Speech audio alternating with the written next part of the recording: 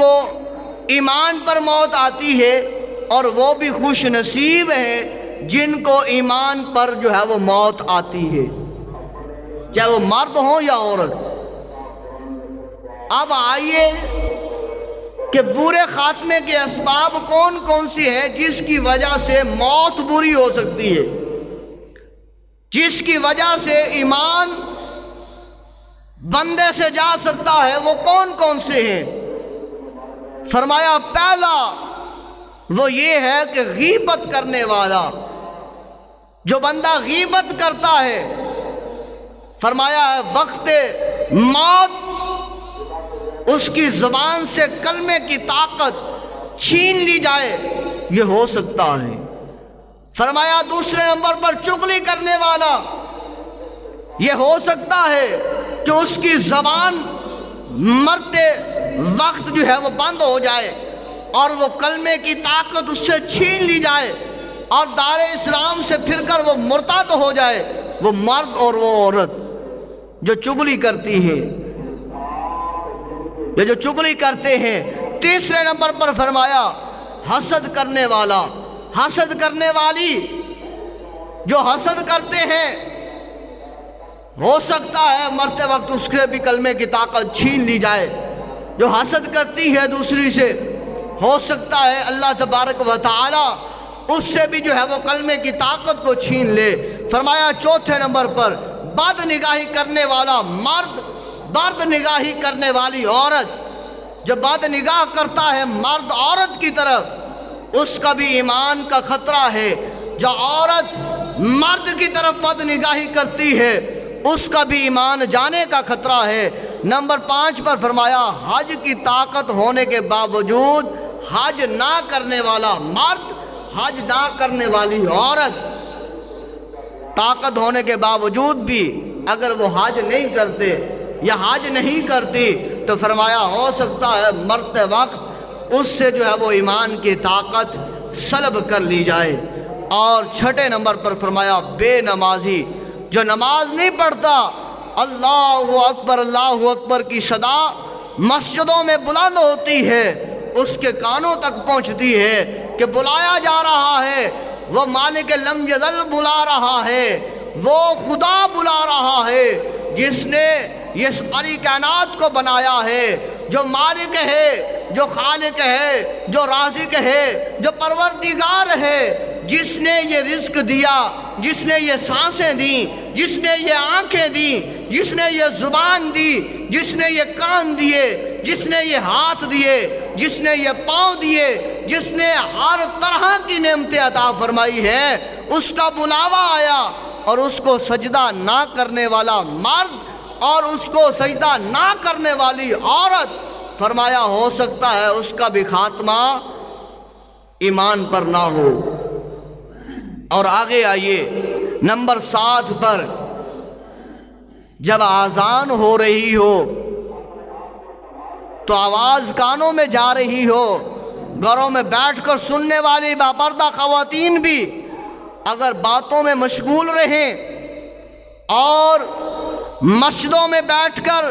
یا چوکوں چوراہوں یا گھروں میں بیٹھ کر یا دکانوں میں بیٹھ کر باتیں کرنے والے بزرگ اور مرد نوجوان بھی اگر باتیں کرتے رہتے ہیں اذان کے وقت، تو فرمایا ہو سکتا ہے جب موت کا وقت آئے تو ان سے ایمان کی دولت کو چھین لیا جائے۔ نمبر 8 پر فرمایا سود خور شخص، جو جس طرح سود وصول کرتا ہے، سودی کاروبار کرتا ہے، فرمایا دنیا میں زندگی میں تو وہ سود کا لین دین کرتا بڑے عیش و عشرت میں رہتا ہے، لیکن فرمایا ہو سکتا ہے جب موت کا وقت آئے تو سود خور سے بھی کلمہ طیبہ کی طاقت کو چھین لیا جائے اور اس وقت اسے مرتد کر دیا جائے، اپنی زندگی قبر کے عذاب میں بھی اور اپنی زندگی جہنم کے عذاب میں بھی گزارنے والا ہوگا۔ اور نمبر 9 پر فرمایا زانی، زنا کرنے والا مرد، زنا کرنے والی عورت، فرمایا جو زنا کرتے ہیں، فرمایا ہو سکتا ہے اللہ تبارک و تعالی ان سے بھی مرتے وقت کلمے کی طاقت کو چھین لے، ایمان والی دولت کو چھین لے، اور جو ہے وہ کفر کی حالت میں وہ مرتد ہو کر مر جائے۔ اور نمبر 9 اور 10 میں فرمایا، 10 پر فرمایا ناپ تول میں کمی کرنے والا، ناپ تول میں کمی کرنے والا شخص، چاہے وہ مرد ہے یا عورت ہے، ناپ تول کرنے والے،